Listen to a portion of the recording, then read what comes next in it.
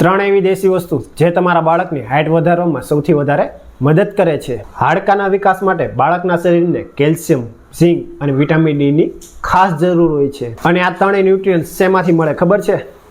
કોઈ મોંઘા બોર્નવિટા કે કોમ્પ્લેનમાંથી નહીં, પણ તમારા ઘરના રસોડામાંથી.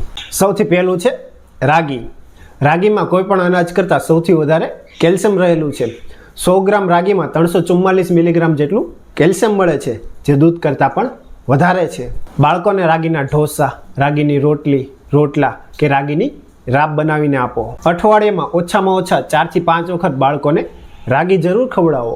બીજું છે તલ. આપણે તલને ઉત્તરાયણની ચીક્કી કે લાડુ વખતે જ યાદ કરીએ છીએ, સાચું ને?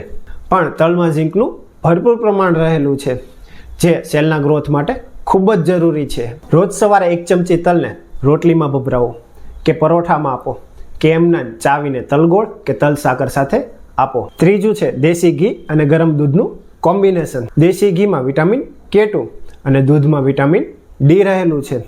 વિટામિન D શરીરમાં કેલ્શિયમ પચાવે છે, જ્યારે વિટામિન K2 એ કેલ્શિયમને લોહીમાંથી સીધું હાડકામાં પહોંચાડે છે. રોજ સવારે અને રાતે 1 ચમચી ગાયના ઘીને અડધા ગ્લાસ દૂધમાં નાખીને પીવડાવવાનું શરૂ કરો.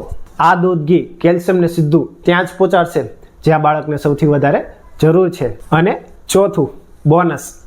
આ એક એવી વસ્તુ છે જે બાળકોની હાઇટ સાથે બાળકોની ઇમ્યુનિટી અને બાળકોનું મેમરી પાવર પણ વધારે છે, જે હકીકતમાં એક સોનું છે.